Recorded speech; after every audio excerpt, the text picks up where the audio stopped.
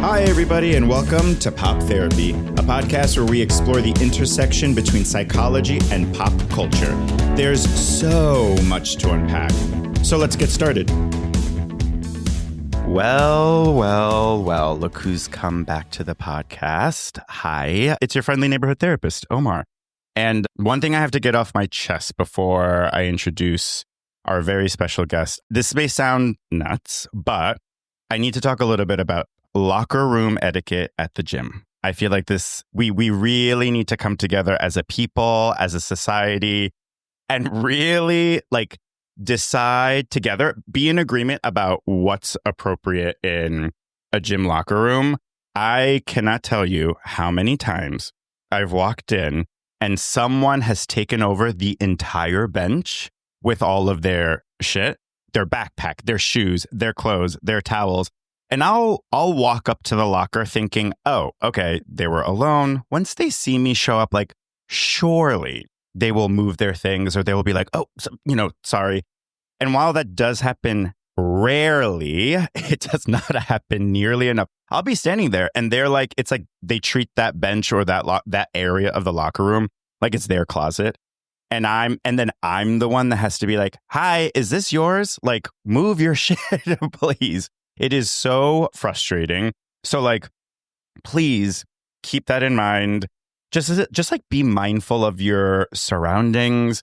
I hate to generalize. It does feel like it happens more with straight men than with gay men in the locker room. I must say, my guest is nodding in agreement. Okay, great. I feel supported. I feel seen. I appreciate that. But yeah, so just pay attention. It's so annoying to have to move someone else's crap.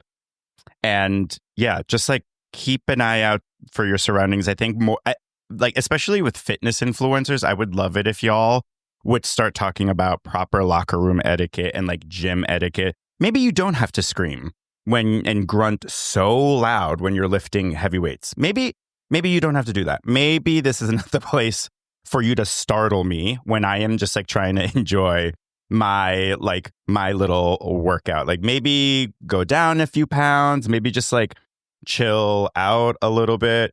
Maybe don't hang out in the locker room too. Some locker rooms are made for hanging out.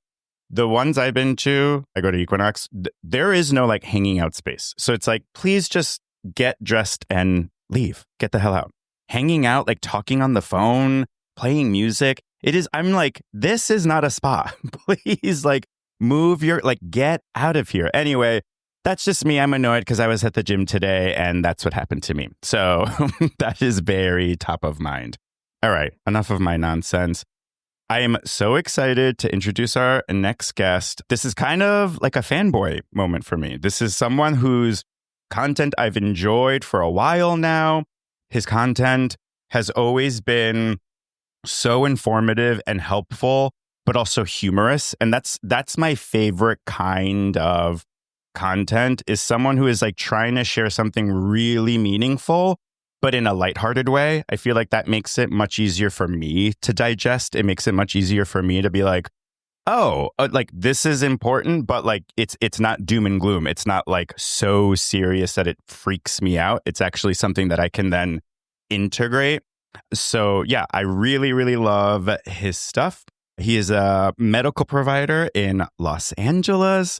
Yeah, and I really can't wait to talk about the medical and physical side of things, because I'm usually much more psychological. So please welcome into your hearts, Jake Collins. Hi.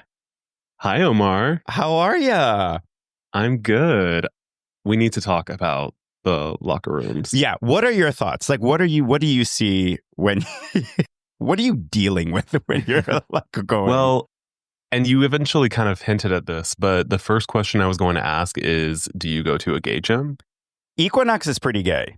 Yeah. There are straight, I'm using air quotes, Equinoxes. Mm-hmm. I feel like Upper East Side and Upper West Side, in the 90s, very straight. And Wall Street. Equinox is straight as far as the eye can see. Yeah.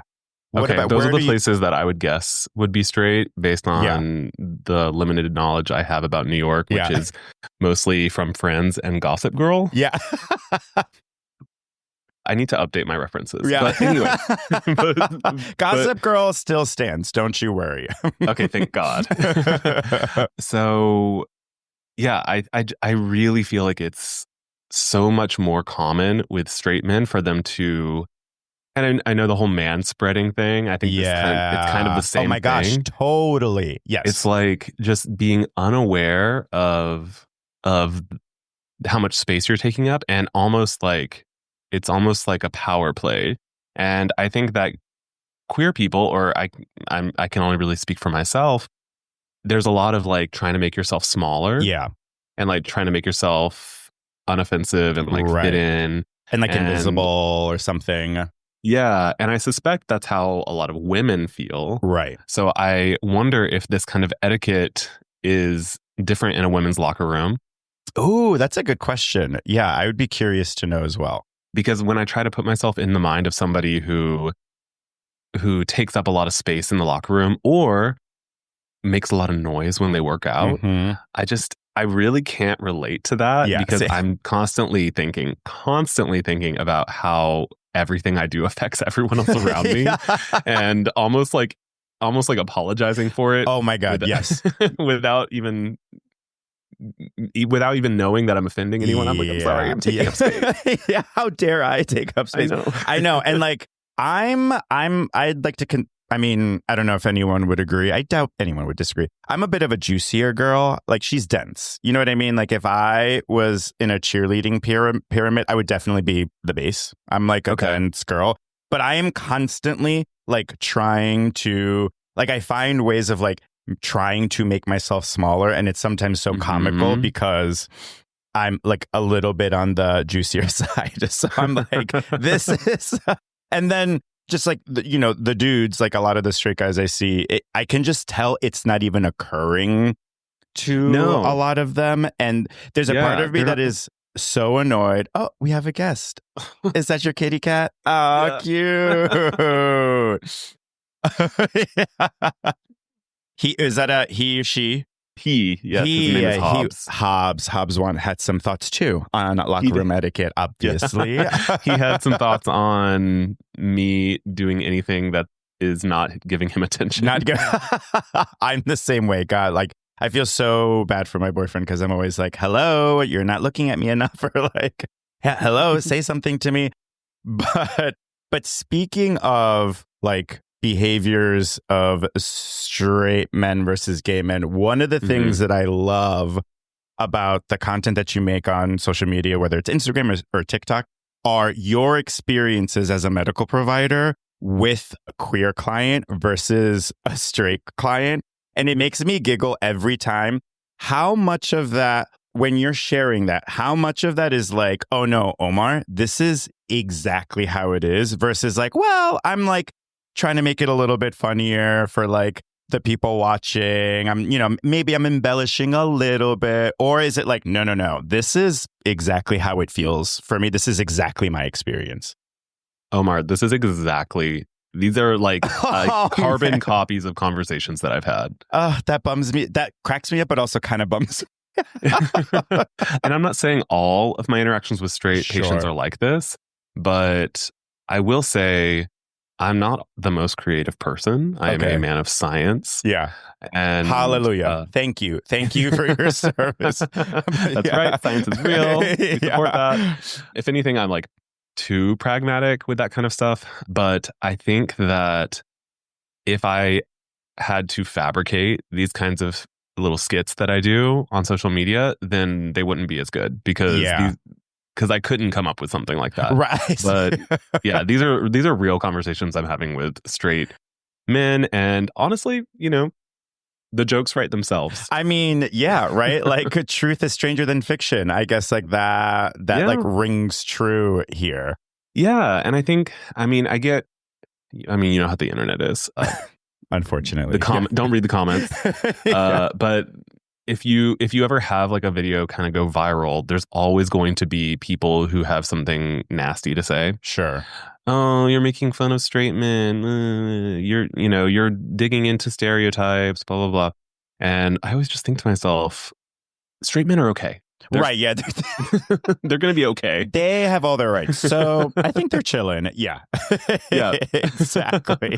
I'm like, I think I can make fun of them. Well, you know? it's also, you're also not making fun of them because it's an actual experience. You're not making fun of it. It never feels mean-spirited or cruel or nasty. It's always just like, hey, this is how sort of straight men navigate the medical world, right? To me, my thought after seeing content is like, oh, what does this reflect?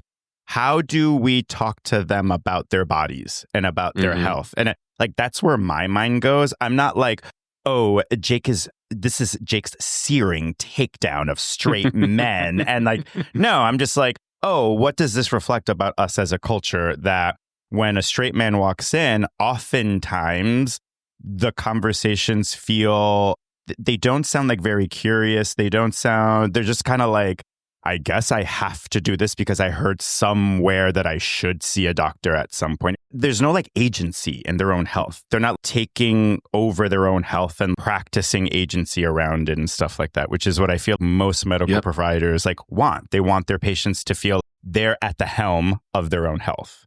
Yeah, absolutely. I think that, there's obviously the stereotype of I'm only here because my wife dragged me in. Right. And I actually see that a lot.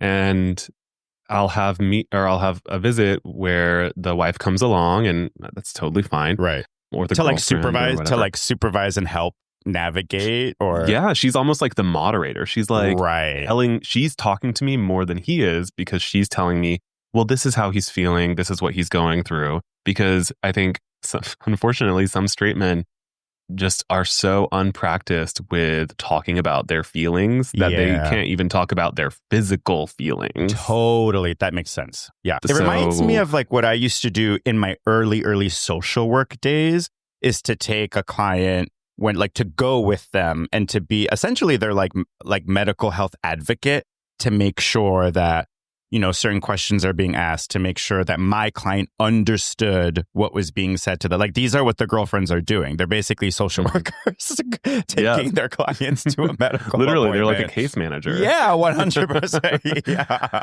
Because it's true. They, the appointment won't get set up. The imaging won't happen. The lab, there's so many steps. And I think a lot of these aloof boyfriends are just, I don't know if they're unwilling or just they don't think it's important enough, or they think it's a sign of weakness, maybe, which we know, toxic masculinity. Right. I think you're onto something, though. It's because we don't encourage our straight boys, our little, kids to talk about their feelings. It's often very I'll give you something to cry about, that sort of vibe.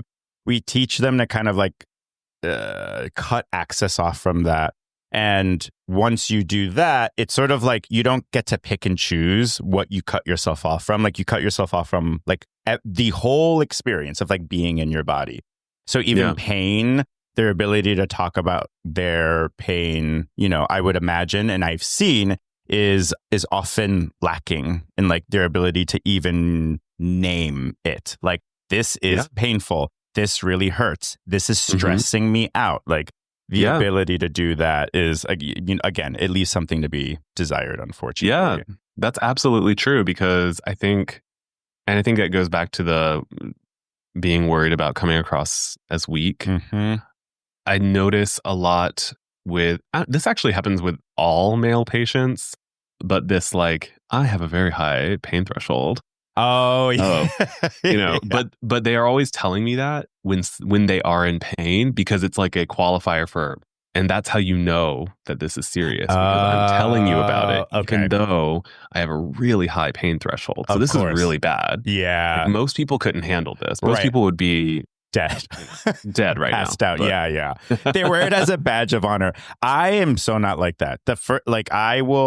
I'm the first one to be I have no pain tolerance. I don't like pain. So if you need to numb me up straight to hell so I don't feel a single thing, absolutely. Any anesthesia you got, I will drink it. I will, not literally, I'm not going to drink it, but I'm just being hyperbolic. I will bathe in it. I'm not trying to feel uncomfortable. That sucks. Yeah. Yeah, I agree with that. I don't want to be in what is it that the Kim Cattrall quote? I don't want to be for a moment in a situation where I'm uncomfortable. Yeah, exactly. Like, I agree with that. Right. Yeah, for she sure. ate with that. Yeah, she spilled with that. So tell me a little bit about where you work and the typical population you work with and all of that good stuff. What's the vibe? Yeah. What's the vibe over there? So I work at a private medical clinic in Los Angeles. We're in the Miracle Mile neighborhood. If you want the information for the clinic, you can check the link in my bio. I'll plug it later. But yeah, I've been there for going on 4 years now. It'll be 4 years. Oh, actually, no, I already passed my 4-year anniversary. Congrats. So yeah, it was 2 days ago. I need to tell everyone at work so that they congratulate me. Right. Throw you a little party. Yeah. But yeah, so I've been doing that for 4 years. I've been a PA in general for 6 years. When I first started, I was like, I'm not going to go into primary care, which is crazy because I had spent all of PA school like working toward that. And all of my previous career was working in like LGBT healthcare, nonprofits, HIV research. And then when I finished PA school, I was like, I want to work in a specialty. I'm too good for this primary care stuff. What was the specialty that you were daydreaming about? Something like sexy, dermatology or aesthetics or something. Gotcha. I ended up in orthopedics. Okay. Which is sexy in a different way. It's kind of like macho. Oh, is that true? Okay. I can see that, like, because it's all like, musculoskeletal stuff. Okay, gotcha. Orthopedic surgeons are kind of like the bros of the surgeons because they're just like hammering and sawing. And like a carpenter. All that stuff. Yeah, exactly. Yeah. And that kind of stuff is very interesting to me. But I learned very quickly that part of the thing that made me want to get into medicine was working directly with other queer people. And when that element of it was taken out, I started to really not enjoy my job. That makes sense. So I was like, oh, I don't feel like I'm like connecting with these patients. And it's also a little different in orthopedics because people come, they have their problem addressed, and then they leave. And in primary care, you get to see the same patient over and over continually for years. So I have patients that I've been seeing for, I guess, 4 years now. Oh, lovely. And that's kind of like a relationship that I feel like I've built up with them. And we have the shared community. Most of my patients are LGBT. So yeah, it's just a way better fit. So anyway, I work in LGBTQ plus primary care. Love it. And I would say like 90% of my patients are probably somewhere one of those letters. Right.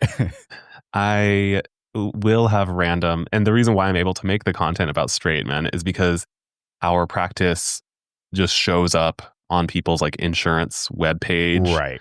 Because we have good reviews. Right. And so they find us that way. And I don't think we're obvious from like a online perspective that it's like a queer practice, even though all of the providers are queer. Yeah. And that's primarily that's what we so do. Cool. Wow. Yeah. That's awesome. Yeah.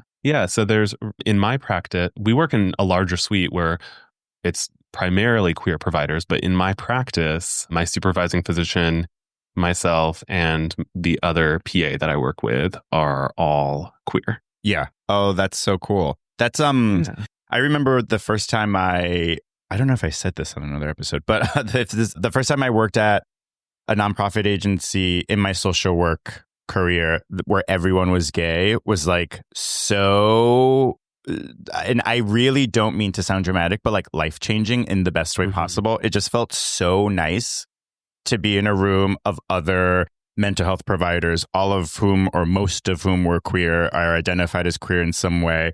And like, I didn't have to like come out unless I was straight. If I were straight, I would have to come out as straight. But the assumption was just like, oh, you're gay. And I was just so like, oh, this is so nice. I don't know. And it like that felt so just like the community building, yes, but also just like easy. I don't know how to do it. Just like felt so like simple. You know what I mean? Yeah. Well, I think this is something that's hard for people to realize if they're used to being the majority of everything.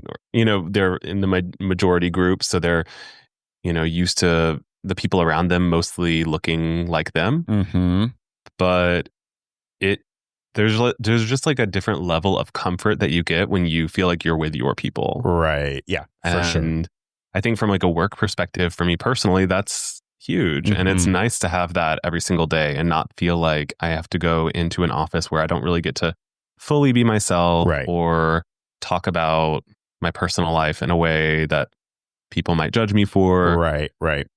So yeah, I definitely get that. You don't have to worry about any of that. Yeah. Do most of your patients come to you knowing like that they will probably get a queer provider or that you yourself are gay? Like, most of the time, do they come understanding that and for that reason? Yeah, I think we use a little bit of search engine optimization probably to, you know, if you type in gay doctor Los Angeles, I think our office probably pops up. Oh, wonderful. Yeah. Patients have told me that that's how they found us before. Okay. Easy peasy. One of the questions I get a lot, and I would imagine you do as well or have as well, is like, as a therapist, people will ask me, you know, does it really matter if my therapist is like gay or straight? Like, should I take that into consideration is essentially the question, which I understand. And my response is generally like, it's really up to you. Like, you are in charge of your treatment, essentially. And so if you yourself can build a case for working with a clinician that is gay because maybe you don't want to explain what Grindr is. Maybe you don't want to explain like what a dark room is. Maybe there are just aspects to queer culture that you're like, I'd rather not explain it and I would rather have them know, versus other people who are like, I want someone so far removed from this world because it offers me like distance or like space between themselves and their therapist. You know, like I have run into clients out and about, like at a party. And so I understand why some folks are like, absolutely not. I would hate that. And others are like, I wouldn't really care. I actually prefer that because then I know they like understand this world.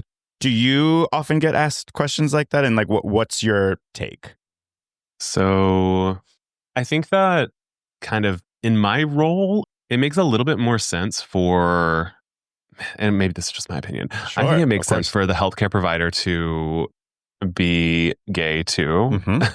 Sure. And that's what I would want. Right. Because I want them to understand my lifestyle enough to make sure that they're doing all of the proper screenings and testing. And I also want to feel like I'm not having to explain anything to them to a degree that it could alter my medical care in some way. Of course. You know? Yeah. I think I get what you're saying. I think with therapy, I think there's kind of two sides to the coin, because there is that fear of them being maybe too close to your circle. And I think there's also a little bit more anonymity that's expected with therapy. Yeah. Okay. Like, you kind of want to see your therapist. I mean, this is also an opinion, but you want to see your therapist as like this person that's like over there. Yeah. And I mean, so do I. Like, I feel the same way. Yeah. Like they live inside my computer. Right. And Or they live inside this office, in this building, and that's the only place they exist, in this office. Yeah, exactly. And I think that for me, I run into patients everywhere. Oh, I bet. Everywhere. I bet. Yeah. Like, I mean, I really can't avoid it if I'm going to be social. And it doesn't just happen in LA. Right. It happened last weekend in DC. In DC? Oh, wow. It happened, previously last year when we were in Madrid. Okay. Like, no way. Madrid. Oh, wow. International. Madrid. And I'm not talking like one patient. I ran into probably like 10 patients in Madrid last year. Wait, I think I would faint. If I ran into 10 clients out and about, I think I would pass out. Yeah. Yeah, but I think there's also something a little bit more casual, maybe about what I do than what you do. Maybe, I don't know. Maybe. It's so interesting because I agree with you. And again, like, what the hell do I know? I'm not a medical provider, of course. But for me, like, I want my doctor to be gay. And it's not even necessarily because I don't want to explain certain things. To your point, I don't want it to alter the treatment. I don't want it to alter the care. And so, like, the doctor I have now, I love him. And I've been working with him for like 15 years, like a really, really long time, maybe 10. But one of the reasons why I really liked him was because he was the first provider that when I had an STI, he was so, in the best way possible, he was like, this isn't a big deal. Like, I was freaking out. I was like, oh my God, I can't believe it. I was asymptomatic. Like, how did this happen? And he's like, whatever, dude, like, it happens. Like, it's fine. Yeah. We'll treat you for it. You know, like, sure, be careful next time. Here are some ways to practice like various degrees of safe sex, like yada, yada, yada. But like, also chill out. It's not that big of a deal. Whereas, and this may not be fair to say, but like I've heard stories of other medical providers almost like catastrophizing STIs and like, oh my God, you have chlamydia in your throat. Like, this is so bad. Or they may not say this is so bad, but they almost like shame the patient. Like how dare you get that? You know what I mean? Whereas my gay doctor was like, oh yeah, it happens. If you are like sexually active at all, it's probably going to happen at some point in your like sexual career. And that's when I knew, oh, he like calmed me down. That's what I need, not someone who freaks out with me. Yeah. You know? Yeah, exactly. Yeah. And I that's one of my favorite kinds of conversations to have with patients, is the one that helps talk them off the ledge by convincing them. It's like a game for me. How much can I reduce their anxiety about this? That's a great game. Yeah, That's a lovely to match game. what I think it should be, which is, pretty low. Mm-hmm. What's your policy, whether as an individual, or if, I don't know if your clinic has a policy around running into patients out and about? Like, how do you navigate that? Or what are some of the best practices for you? Yeah. So I don't usually approach, oh goodness. Hobbs, hi. Yeah. Oh my gosh, his head's so big. He's like, let me get he's like, I have some thoughts. Yeah. I'm going to try to hold him here and see if he stays, so cute, so that I can keep him from getting in the way. But so generally my approach is to not approach unless they approach me first. Same. So, HIPAA and all that, we try to keep things confidential. But if the patient agrees to recognize me in public, then of course I'm going to go say hi. They might have to like remind me, right, like, how we know each other. Sure. Because we don't always, it's a different setting, a lot of times if I see you out at a club or something, I'm in a different setting, right? I'm not wearing a mask. You're not wearing a mask. I'm, maybe I had a drink or two, who knows? So there's a chance I might not recognize you. Yeah. And I think it's a lot easier to recognize your provider because you only have one, but I have, thousands of patients. Right. It's a little harder for me. So as long as they are comfortable approaching you, you're like, that's totally fine. More than happy to say hi, that sort of thing. Yeah. Yeah. And then it becomes like, we can chill. I have patients who are my friends, but there has to be like a respect of the line. Of course. Right. So we can be friends, but we're not going to talk about medical stuff. Right. You're not going to try to take advantage of this situation, right? To get meds or something like that. Yeah. Like, I'm not prescribing you random meds just because we're buddies. Yeah, exactly. And for the most part, people are. Oh, and then the last thing, which is, you're not going to try to do anything sexual with me or anything like that. Yeah. I'm very, very firm about. I don't flirt with patients. I don't do anything like that. Yeah. we got to keep it platonic. Yeah. Those are the rules. Of course. I'm glad you brought that up. Because I'm sorry, you were saying you think. Well, I was just going to say, I think it goes without saying, but you would hope so. Most patients do get that. But I think there's also, on the flip side, there's this kind of like, oh, the doctor fantasy. Yeah. Totally. You know? Yeah. I can relate to that because similarly, there's like the therapist fantasy and it's so intimate. What we do, it's so intimate. It's not casual, right? Like, patients are telling us some of the most personal, private, intimate things. And so it is all the more important for us to be like, this is the hard line. Like, this is not romantic, because then it'll sort of disrespect, you know what I mean? The relationship or the intimacy that we share. But I do understand why those feelings might come up for a patient or for a client.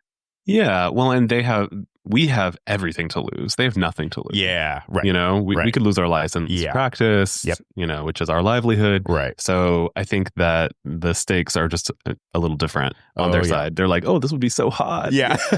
Yeah.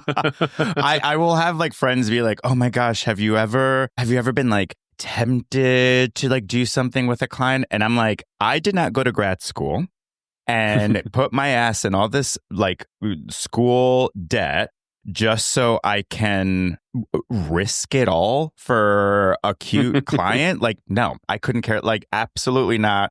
This is how like I live. This is how I make money. So there's no part of me that is interested in risking that at all. It's just, it's so easy for me to like flip that switch. And it's like, you are a client. I do not feel anything other than like care for you as a therapist, but like not as a friend, not as a lover, not as like anything. You know what I mean? Yeah, definitely. I think that, and once you've been in that role of like providing care for someone and having them be vulnerable with you, I think it would take a kind of sick person to be like, let me take advantage of this situation. I know, right? Yeah, that's like dark-sided. No, agreed. Yeah, for sure. So I'm not trying to put that energy out there. Amen. How many, and you can plead the fifth if you want, I would imagine that some of your patients have also found you through social media and have maybe found you to be oh so cute or oh so handsome, and then they show up. I wonder, like, do they show up and you're like, I think you have an ulterior motive here, like, or I think this is more than just about looking for a primary care physician. Do you like sense that sometimes? Yeah, I definitely have had that. I get patients from social media all the time, and the vast majority of them are normal, right? Just people who are looking for like queer healthcare, and every now and then we'll get somebody who's just, you can tell it's so obvious. Men we're not subtle. Yeah. So I can see what's happening. Let me just give like a really obvious compliment while staring at you inappropriately. Amazing. Yeah. I'm like, okay, great. So, it happens. It happens. And there are a few patients that I have kind of declined to see more than once. Okay. Because of that. I'm like, okay, cool. We're gonna have you see my lovely colleague. Yeah. And refer. Who is female, and so probably won't suffer the exact same kind of harassment, hopefully. Right. So yeah, we try to just gently nudge people in the right direction with stuff like that. Do you feel comfortable? Because it's a different setting, but in like therapy world, we're often trained and encouraged to call that out. So if someone is making a flirty comment or complimenting you on your looks or something, as a therapist, usually the best practice is considered to like call that out and address that to make sure, basically to like nip it in the bud, to be like, hey, so I'm noticing this thing keeps coming up. Like, what does it mean for you? What do you think this means? How might this impact the treatment? yada, yada, yada. Do you understand like the boundaries here? Do you understand that this is a professional, like you sort of like go through all of that while trying to help them understand what is coming up for them in the session. Do you feel comfortable having conversations like that? Have you had to? What is that like? How do you typically navigate those situations? This is something that I'm definitely still working on. I've been successful at it a few times. Okay, great. But my natural tendency is to just get out of the situation. And so I'll just kind of like laugh along or I'll say thank you, even though I know really what happened was not appropriate. Yeah, yeah. And so what I've been trying to lean into a little bit more is realizing that when someone makes me uncomfortable, then I should not feel bad if my response makes them uncomfortable. 100%. Yep. So I'm trying to be better about that. Yeah. About, saying more of a, well, that's not really okay to say. Right. Right. It's something along the lines of that. Yeah. Because again, we're still customer service in a certain way. Right. And so there's this of weird course. balance of, well, I'm not going to just come out and say like, hey, that's, uncalled for and like shake my finger at him because Google reviews and Yelp. Right. And reputation, like, all those things yes, matter. exactly. Yeah. So, we have to be kind of a little bit more gentle with the way we correct people's behavior. Yeah, I hear. No, same. I mean, like, there is a part of me that sometimes it feels like there's two parts of me. One that's just like uncomfortable and wants to laugh it off and just sort of like dismiss it and let's move on. And another part of me that's like, that feels like kind of disrespected a little bit, like a little bit like, oh, are you not taking this seriously? Are you not taking me seriously? There's a little bit of that. And then there's someone in the middle that's like the training kind of kicks in and like the clinical response comes out. But there are those different parts that exist in me, and it's all like a work in progress. Like I certainly can't claim to have handled it or navigated it like perfectly every time. I just like try to get better at it over time as it happens is sort of like my goal. Just like, okay, I'll just like keep getting better at it. That's like all, it doesn't have to be perfect, but like I do want to get better at it is the dream for me, essentially. Yeah. Yeah. And I think that at least having that intention is part of the way of achieving it. Because if you keep doing the same thing the same way and you're not even telling yourself, oh, I could have done better with that, then how are you going to ever get better? Improve. Right. Exactly. So I've gotten to the point where when something inappropriate happens, like sometimes I'll correct it, but usually I'll like walk out of the room and then I'll like say something to my nurse. Okay. Get some support.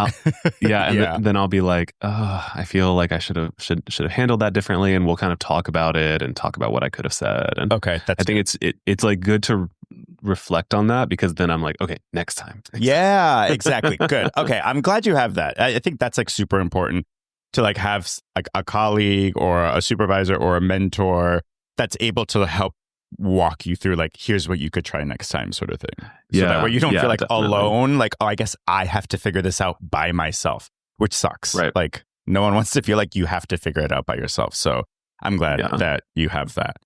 One of the things that I would love to get your thoughts on is a phenomenon that I've been noticing with mental health providers as well, which is the intersection between mental health therapy, clinicians, and social media.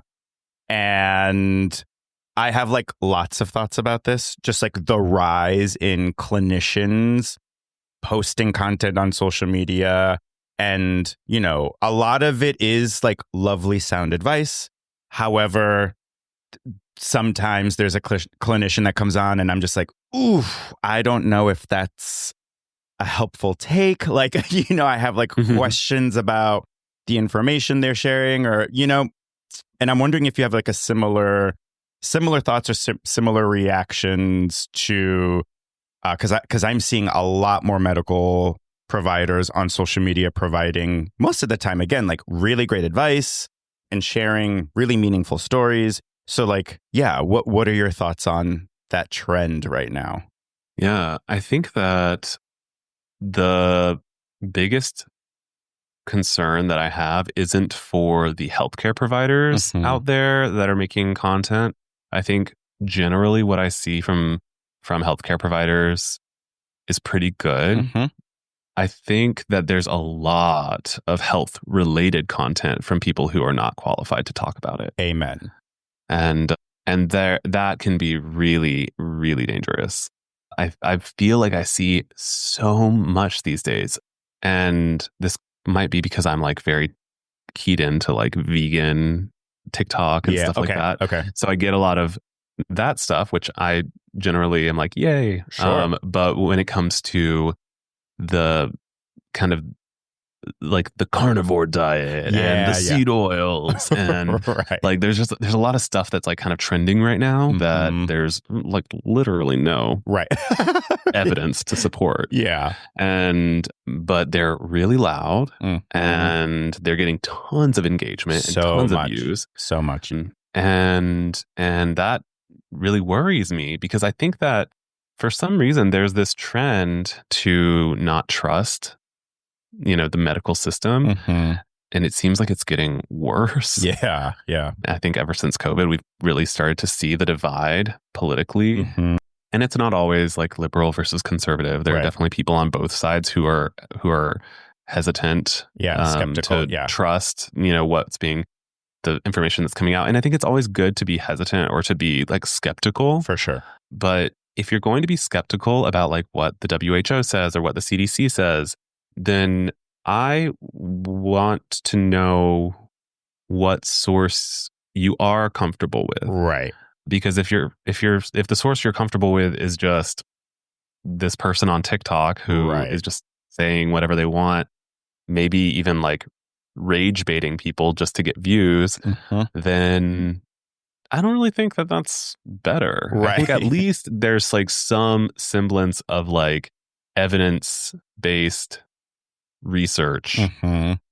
behind like the recommendations that are being put forth by certain agencies. And they're definitely not without their flaws. Sure. Why don't we have any of the awesome sunscreens that exist in like Korea? Sure. Right. You Right. know, it's just stupid bureaucratic Yeah. nonsense. So you brought up SPF and just like where people source their information, right? And like Uh-huh. I never thought that one day I would wake up and there would be a war against sunscreen. It really I was shocked. I was like, wait, have these folks never experienced a sunburn one day and then wearing sunscreen and not getting a sunburn? Like, Mhm. have you not experienced? I have. Like, I've had days where I like forgot to put on sunscreen, or I thought, oh, it's cloudy, I'm fine.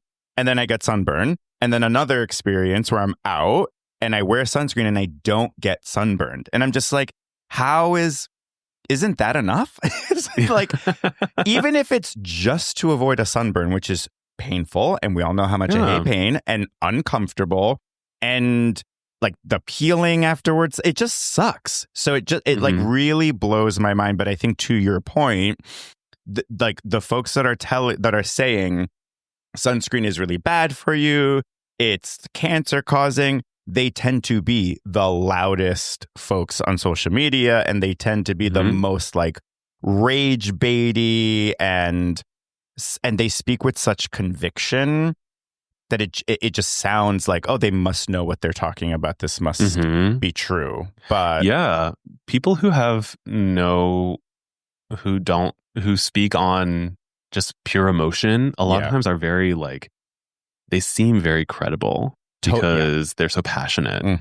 And how could you be so passionate about something unless you like are really sure about it? Right. And I think that's probably some sort of logical fallacy. Yeah. Yeah. But yeah, I definitely think that the people who are using, it has chemicals in it, right, as an excuse to not use sunscreen, it doesn't make any sense to me. Yeah. Because not using sunscreen has a like 100% chance of increasing your risk for skin cancer. Right. We don't know what the risks are of these chemicals, but they're definitely not that high. Right. So, and then you have mineral sunscreen. So, yeah. And it's funny. And this is not a critique on like aesthetic cosmetic surgery stuff. I am like, you want Botox? Go absolutely off, my king. Like, do it, like, whatever makes you happy. What I find fascinating, though, or a little confounding, is a lot of the folks that talk about how harmful these chemicals are, or like, you can't even pronounce the name of this ingredient, so it must be so bad for you, are so Botoxed up. And I'm like, wait a minute. Like, why? That's a chemical, too, that you're injecting into your... It's a toxin. It's a toxin. So that specifically is what really kind of... I'm like, wow, the mental gymnastics you need to do in order to do that is like impressive. But like, that's what doesn't... It never quite makes sense to me. So you'll inject your face with toxins, which again, go off. Absolutely. But then you're fear mongering when it comes to sunscreen. Like, what? Yeah, I don't know. I've never been able to reconcile that in my brain. Yeah. And I hear a lot of that in practice when it comes to, I mean, I'm in LA, so there's a lot of like, you know, woo-woo natural remedies. And I mean, maybe you can tell by the way that I even said that, but I'm not like a hugest proponent of those things. Right. Because again, in medicine, we really shoot for evidence-based medicine. Right. We want something that has data to support its use. And a lot of natural remedies don't. And I think that I run into a lot of like fear around prescription medications, which again, it's good to be skeptical. Right. But if you have a really bad UTI, drinking cranberry juice is not going to fix that. No, ma'am. Take the antibiotics, hon. Right. So and then at the same time, people who are really worried about antibiotics or whatever other prep, you know, whatever medication I'm trying to prescribe them, at the same time, they're like doing whatever drugs at parties. Amen. Yep. That's another really good example. Yeah, same. I'm like, what? Yeah, I'm like, oh, okay. So, you know. So G'ing out, you're totally ketamine cool is okay. with. Yeah. I'm like, how do you reconcile that in your brain? Yeah, it's fascinating to me. Yeah, for sure. And I agree. I think a healthy sense of skepticism is appropriate. In fact, reasonable, like totally reasonable. And, you know, therapists, the mental health world and community hasn't always been the best with women, with people of color, with queer people. Like therapists and the mental health world, like, you know, I get the history and I get why there's some like distrust there, 100%. But you also have to be able to, as a patient, as a client, you also have to be able to kind of like think about that, right? And like, so if you're skeptical, fine. So how do you assess for trust? Like, so what kinds of conversations can you have in order to build a little bit of trust, or in order to assess for like whether or not this provider is someone who actually has your best interests at heart?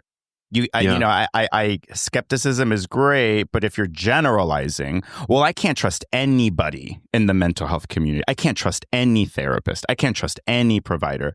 Then I'm like, well, this is risky. Now this is like sounding incredibly risky. So yeah, I agree. Skepticism is fine if done well. You know what I mean? If like navigated masterfully. Yeah. And I think that's why having that close relationship with your provider is so important, and with your therapist, 100%. Where you feel like you can trust the advice they're giving you. I think one of my strategies, and I hope my patients don't hear this and think that I'm like using some sort of tactic on them. But this is something that I employ a lot, is I have the conversation with them about their hesitancies. And, you know, I listen. and we discuss it. And then I give them my recommendation, which is usually some sort of prescription medication, because I think that's really what the right thing to do is. And I'll tell them, look, the easy thing for me would have been not to have this conversation. The easy thing would have been to agree with you and let you go.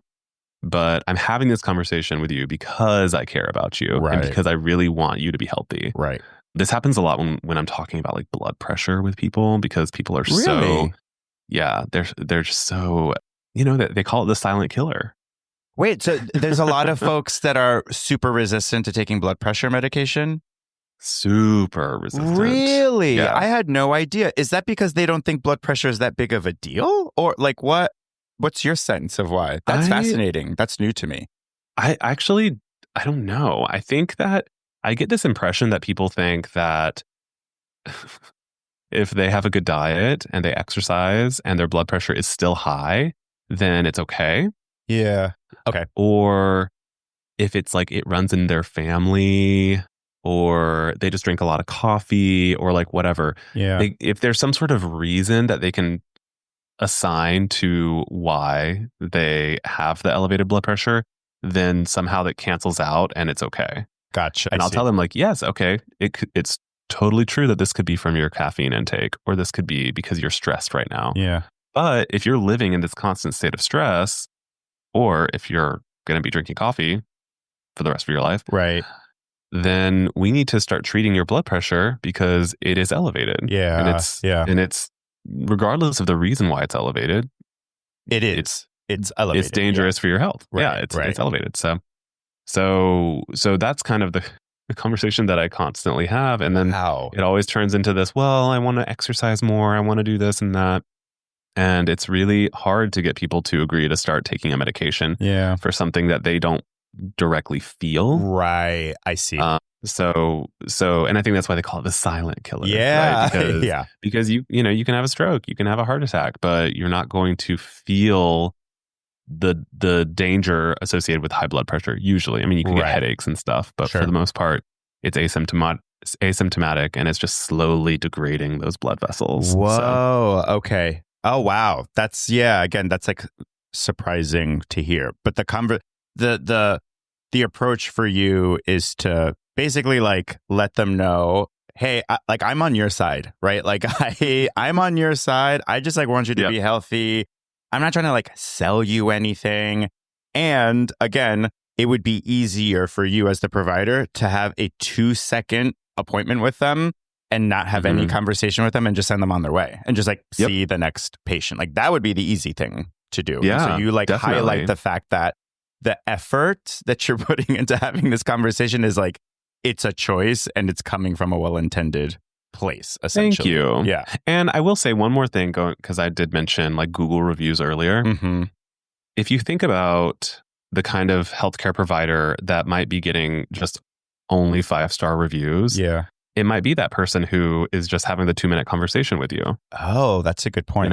Yeah. And I sometimes think we need to be a little bit more thoughtful with the way that we approach a negative review, because is it the fault of the provider, or is it that the patient heard something that they didn't want to hear? Yeah. That's fair. And I don't know why that just came to me, but no, I think that's a good point. I mean, it's kind of like what I often tell my own clients who struggle with like people pleasing behaviors or who prioritize wanting to be well liked by everyone. And my response to that is, listen, first of all, that's impossible. Second of all, if I ever met anyone who was liked by everyone, then I'm like, wait, so who are you? Because how can everyone like you? It means that you are sort of like not bringing your true self to every single setting if everybody likes you. So like, what's going on here? Like how are you doing? Because even the nicest people are bound to have folks that are just like, oh no, I don't like that person, which is like fine. So I mean, that's how I feel about that. Like, you didn't piss anyone off? Like, I'm wondering like what's going on here. Yeah, like if you don't if there's not any sort of controversy ever anywhere or conflict in your life, then are you even like a human being? Or are you just like, there are people out there who don't like Dolly Parton. There's not many. There's like a couple. Yeah. But I think if there were none at all, like, is she even a real person? Right. No, exactly. And she's definitely pissed off people. You know what I mean? So like, yeah, exactly. I think that's a really good point. I'm going to use that. Diane Sawyer. I'm going to use that. I'm going to be like, there are people that don't like Dolly Parton. So, so like, take that. Yeah, that's right. A really good point. What are some questions that you like to encourage patients or potential patients to ask their providers? Like, how can someone who's looking for an awesome provider assess appropriately for like a good fit? What are some questions that you think will really help people gauge whether it's like this provider is a great fit or not? I think being really honest with them when you have your initial appointment. I think something that seems to make my patients feel really comfortable with me is when we have our first appointment, they'll ask me, or they'll say like, hey, like, I take these illicit substances. Is it okay for us to talk about that? And I'll say, yes, of course. Like, I want to know everything. I don't want you to feel like you can't tell me anything. Yeah. And that goes for substance use to sexual activity.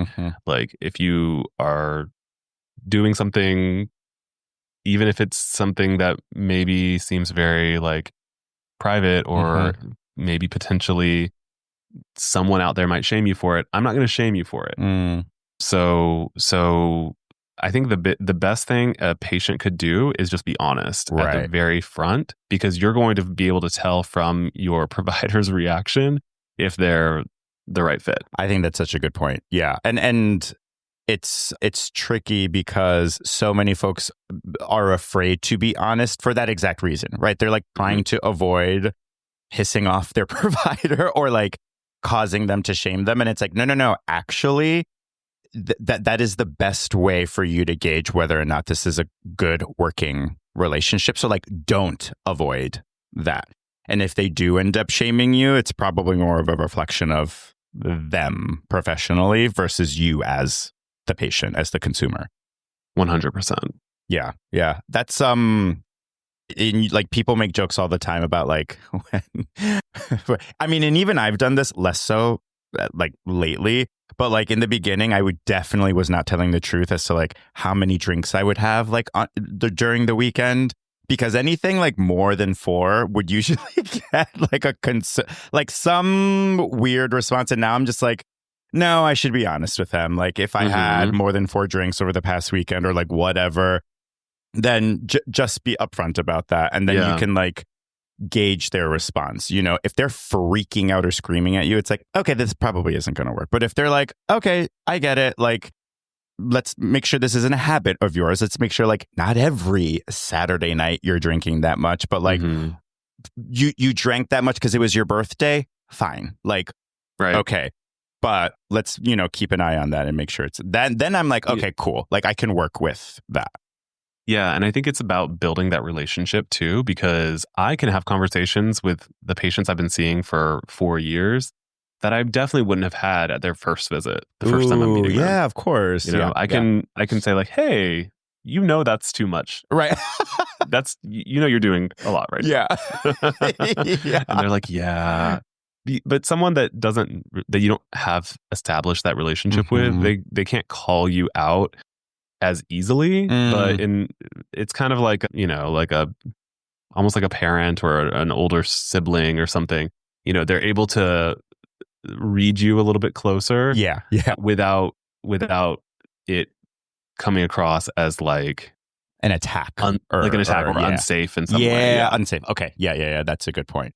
Are there any common like health medical myths that you find yourself often debunking or often talking to patients about? Are there any that have been coming up a lot for you either lately or have been coming up for you just for as long as you've been working? Anything come to mind? I think that, I mean, one of the conversations that I feel like we kind of hinted at this earlier, but that I feel like I'm always kind of debunking has to do with the seriousness of a positive STI test. Mm-hmm. And I'm not talking, I mean, my population is mostly queer, so they're not super worried about a gonorrhea or chlamydia diagnosis. Mm-hmm. Syphilis, people get a little bit freaked out by because it has that kind of medieval times Totally. disease Yeah. vibe. Like rickets or something. They're like, oh, people still get syphilis? Yeah. They should, right. Actually, yes. Yeah. But what the conversation I usually have more is around HPV and HSV. And okay. just letting people know that these viruses are extremely common. Right. Like, okay. HSV, which is the herpes virus. Okay. You've got type 1 and type 2, and they used to say type 1 is oral, type 2 is genital, but it doesn't really work out that way. I diagnose HSV1 in the genital area all the time. Oh, so what was commonly seen as like, oh, that's the one, that's the oral sore, that's the cold sore, that's whatever. It's not, not sex related. Right. It can be. Right, of course. Or you could get herpes in a genital area from someone who has a cold sore. It doesn't, it's the same virus. Right. So, more than I think 2/3 of the adult population will test positive for one or the other types of herpes. Mm-hmm. And it's really not that big of a deal. It's not going to affect your life. It's annoying to have those outbreaks. Most people don't get them very frequently. Right. Some people get them really, really terribly. Mm-hmm. And I feel for those people. Yeah. But I think that the first time that someone tests positive for it, there's like this, I mean, you would have thought they would have tested positive for HIV. Yeah. I've also seen the similar reactions where even as a therapist, I'm like, listen, I'm not a medical provider, but I'm pretty sure this is okay. Like, you're going to be just fine. Like, obviously go talk to a doctor about this, but like, let me try to put your mind at ease a little bit. Like, this is not a death sentence. I promise you. Yeah, definitely. I think that, and I do see that more with straight patients than I do with non-straight. But I mean, even my non-straight patients, they're just so scared of herpes. Yeah. It's not that big of a deal. You probably already had a type of herpes from like early in your life and you just didn't realize it because you thought it was something else because it was around your mouth. Yeah. Yep. So you're going to be fine. Yeah. And essentially the same type of conversation goes for HPV. Like like 90% of adults will have HPV at some point in their life. The only way you could completely prevent it is just to not have sex. Right. Which I don't know how realistic that is for most people, but yeah. Right. And so I always tell patients, like, if you are sexually active and you're having sex with other people who are sexually active, everyone has signed like a nonverbal contract that they are okay with some degree of risk. Right. And that risk is that they might get exposed to something. Right. And if it's something like HPV, which usually is just more of an annoyance than anything else, then you're just going to have to live with it. Right. Just like everybody else does. Just I mean, 89% of people do. Right. And I think what's also, what you're saying is like, you're going to have to live with it. And like, you can. It's not a cross to bear. It's just like, right. It's this like annoying thing that you want to be on top of and you want to be conscious of. But it is not going to disrupt your life. Typically, it won't disrupt your life in any like meaningful way outside of like, again, annoyance, which is totally manageable. Again, yes, there are some serious complications associated with HPV. So I definitely don't want to not point those out. So for people who have a cervix, they can, if they get HPV there, they can get cervical cancer. Okay. Anyone who has receptive anal sex can get anal cancer from HPV. it's very uncommon to get either of those. Right. But it's still good to get screened. And Right. that's why you need to have a healthcare provider that you feel like you can talk to about this stuff. Because if you're doing those things, it's important to get screened, unless you're just like a sweet monogamous, never had sex with anybody else, and also they've never had sex with anybody else. Right. And I mean, those folks are out there. It's just like not common, I would imagine. It's not common. Yeah, and that's what I always try to tell folks is like, there's so many more people in your shoes than there are on the other side of it. Yep. 100%. I think that's a really good reminder. Yeah. Like, you are in good company. Like, you are not on this boat alone. I promise you. Yeah. Absolutely. What do you have any specific like professional goals? Like, as you are gaining more popularity on social media, do you have like a dream? Is there something on your vision board? Like, I want to host like a daytime talk show or like something like that you see in the horizon, or do you not think that far ahead? What what is on your vision board? Good question. I'm in the phase of I'm going to start telling people so that it becomes like almost a little bit of like a responsibility, like accountability. So I'm like, okay, I'm saying this here. Yep. So hopefully that'll make sure I actually do it. Yeah. Because as you can see, I have my microphone. I know you got all the equipment ready to go. I do. Well, I've had this microphone for a while, and there's just like a lot of like tech things when it comes to starting a podcast. And I'm sure you can relate to that. Yeah. I'm like, I got my master's in social work, not in tech. So I am like very much fish out of water when it comes to like editing and all of that. Yeah. And I always thought I was good at it because I could program my MySpace. But it turns out I couldn't even do that. I am so impressed by that, actually. I mean, apparently there's more to it than just that, though. Yeah. Anyone that could program their MySpace, I was like, oh, you're a coding master. Like, okay, like you're hacking, into the mainframe. That like always blew my mind. Yeah. I was so proud of it. I was like, this is so cool. I'm going to change the color. I'm going to add music. Right. But anyway, so that's kind of my next big thing is I'm starting a podcast, and I'm like a huge fan of podcasts. Maybe that's one of the reasons why I said yes so quickly when you asked me to do this. That's something I've been doing.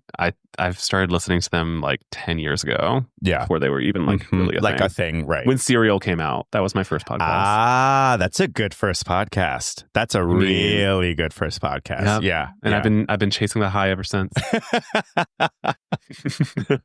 So what was it? Sarah Koenig, right? Yeah. Chasing that Sarah Koenig high ever since. She's amazing. And I mean, the subsequent seasons were also good, but that first season was, of course. No. That was like water cooler. I think that was maybe, obviously, I don't know, but I think that may have been the first podcast that was like water cooler talk. Like that is what you talked about at work. For the first time, it wasn't only like a TV show or a reality show. I think this is like the potentially one of, if not the first podcast that like everyone was talking about it at work. Yeah, it was like the White Lotus. Yeah, totally. Yeah. And everyone's like, giving their theories and their opinions. It's very cool. Yep. Yeah. I yearn for another like true crime moment that's as top of mind and like captivating. That was. Yeah. So well done. What is, if you don't mind me asking, what are you hoping your podcast is going to be about, or what is it about? What direction are you taking there? Yeah. So the idea is bringing people into the types of conversations that I have with my patients. All of my content that you can currently access on like Instagram and TikTok is short form. And so I'm trying to do more long form and really get into details so that I can help educate people in a more complete way rather than like in this bite-sized kind of way. And I just want people to feel like they're kind of able to take charge of their own health and at least know what to be looking for, what to be asking about. Yeah. So we're going to talk about a lot of the stuff that we talked about on this episode. Yeah. I'm going to do an episode for most of the different STDs because that is my bread and butter. Gotcha. Oh, that's great. I feel like that's that's wonderful. Especially, I mean, for everyone, obviously, but especially for your straight male patients. I'm hoping that they listen to those episodes. I feel like that's super helpful and informative to like destigmatize and demystify STIs, STDs for sure. Yeah. And then, when I do see patients and they have a lot of questions, I can be like, oh, you can also see more information here on this podcast. Yeah, exactly. I'll put it in there after visit summary. Yeah. I love that. For more information, check out this podcast. Yeah, please subscribe. That's so exciting. Oh, good for you. So I like to end the episode talking a little bit about, or asking my guests this question, which is, what is one piece of advice or one piece of wisdom that you've gotten from the mental health / therapy world? So this could be a piece of advice that you got from a therapist, or maybe a therapist that that's your friend, or maybe a therapist you saw on like Instagram that you were like, oh my God, this is so helpful. I'm going to take this with me everywhere I go. Okay. Yeah, I had to think about it a little bit because I don't have a lot of experience with therapy, believe it or not. I have a little bit of a blind spot. I've tried. I've never really stuck with one specific therapist. I think I just have never found someone that I felt like was a good fit for me. So I can't speak to anything any therapist has ever told me because I've never gotten anything really substantial out of therapy. Finding a good therapist is it really is like dating, finding any provider. You really have to go on a bunch of bad first dates before you're you're the one. Yeah. And I think you've responded to some of my pleas on social media for me to try to find therapists, because I really do. I'm like, who is everybody seeing? Because and then the therapists that I do know of, a lot of them are my patients and I can't see them. So I'm like, ugh. But anyway, but then I kind of did have this thought, and I would say the most therapizing time of my life has been probably the past 5 or 6 years. And the first time I kind of dipped my toes into thinking about these therapy type things was when I was finishing up with PA school, which was 2019. And I've always been really into podcasts. And one of my favorite ones, still one of my favorites, is My Favorite Murder. Oh, that's a good one. Yeah. You listen to it? I haven't in a while. I listened when they first started, in the way beginning. And then I got a little true crimed out. So I've taken a little break, but I was obsessed with them two in particular. Yeah. I go through phases for sure, but I just kind of fell in love with that one, and it became the thing that I would listen to when I was, on the bus or on the train going to school. I was living in Seattle at the time. I didn't really know anybody there. So I spent a lot of time with my podcasts. And they announced that they were going to release a book, and I looked it up on Spotify. It's called Stay Sexy and Don't Get Murdered. Yes. Wait, where'd it go? The definitive how-to guide. And I was like, oh, I have to listen to this. It's just going to be more of the podcast. Right. And it actually ended up being kind of it's like a memoir for the two girls who do the podcast. But it's also a self-help book kind of, because they're such huge therapy, mental health I remember advocates. They talk about it all the time. They went to therapy as friends. They did what would be considered couples therapy, but for friends. And I was like, that is so fucking genius. Yeah. To have the foresight to do that, knowing that you're embarking on this professional adventure. Now they have their own studio, and they have their own they host a bunch of podcasts, and I just thought that was so brilliant. Let's go. It's just so uncommon for friends. Yeah. Especially business partners who are also friends to go into therapy. So I was like, oh, y'all are doing this right. Yeah. No, that's so smart. And so I ended up getting a lot more out of that book than I was expecting. And I actually, there was one thing that I listened to over and over, and I actually was able to find it when I was when I looked it up today. So it's chapter 5. And it's when Georgia, one of the girls, says she does a list of like 10 things that she learned from therapy or things that like hit really hard from therapy.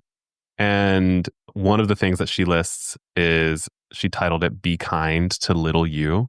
And it's all about like shame and like the way that you see yourself previously. And if you look back on that with shame or like unhappiness, and the whole idea was, I think her therapist told her, like, when you have this negative self-talk or when you think bad things about yourself, imagine saying those things to like the 5-year-old version of yourself. Oh my gosh. Yeah. And like, how does that make you feel? Yeah. And, you know, and her reflection on that was, well, 5-year-old me doesn't deserve that. Like, 5-year-old me deserves like to be loved and deserves patience and understanding because, you know, they're doing the best they can. Yeah. And so for some reason that like hit me really hard. Yeah. And I think partially because this was a time in my life when my life was kind of all over the place. PA school is chaotic. It's like med school, but in 2 years. Oh, no, thank you. I could never. I'd be dead. My hat goes off to you. I would have passed away. Yeah. It was rough. And I went through a breakup during the time that like kind of just like rocked my world. Yeah. And I was like, you know, doing long hours, you know, doing 24-hour shifts in the ER and just like crazy stuff. Oh my gosh. I went through a bad breakup in grad school. So like and I'm having to like go to my internship and see clients and like on the verge of tears the whole time while I'm like trying to learn. I can relate. I empathize with you so hard. Yeah. And feeling like you have to put that strong face on. Right. So it really kind of hit me at just the right time. And one of the other things that those ladies like to promote is Brene Brown. Yeah. And so after finishing the Stay Sexy, Don't Get Murdered book, I was like, I'm going to listen to Brene Brown's book. And so I listened to Daring Greatly. Good one. That's a good one. And she, you know, and it fits in perfectly because all of her stuff is about like shame and vulnerability. And I think it was just like exactly what I needed to hear because I think if anything, that's like one of my biggest struggles and one of the things that I'm constantly working with or working on with myself is to try to be more vulnerable and like be able to process my shame.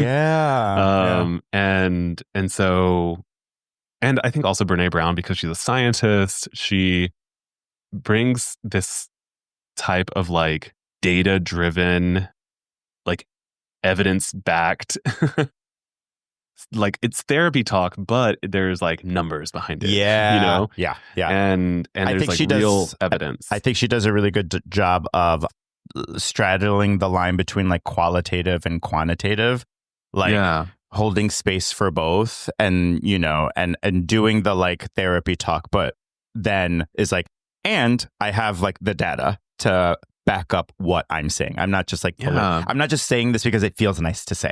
You know what I mean? Exactly. Yeah. And because of me being like this scientific brained person, that works for me. So like hearing this in a way that seems like more credible to me, it just works so much better than just some random advice that I'm being given. Because I'm like, okay, this is like, there's something behind this. And maybe my need to have everything be so evidence-based could also be my downfall. Maybe it's the reason why I'm struggling to find a therapist that works with me. Fair enough. Okay. But so I know I'm open to that being something that I need to work on as well. But I think like that was really the beginning of me being more reflective on being vulnerable and why it's important to show vulnerability and not just feel like I need to be strong and, you know, I can't show any signs of weakness or any of those things. And I think that's really what led to me being able to get into like a much healthier relationship, which, you know, basically coincided because, you know, me and Josh met like 4 years ago. Okay. And this was like 6 years ago. So I had 2 years to like do the internal work. Yeah. and then now I feel like I'm able to like show up in a much more present and vulnerable way. Yeah.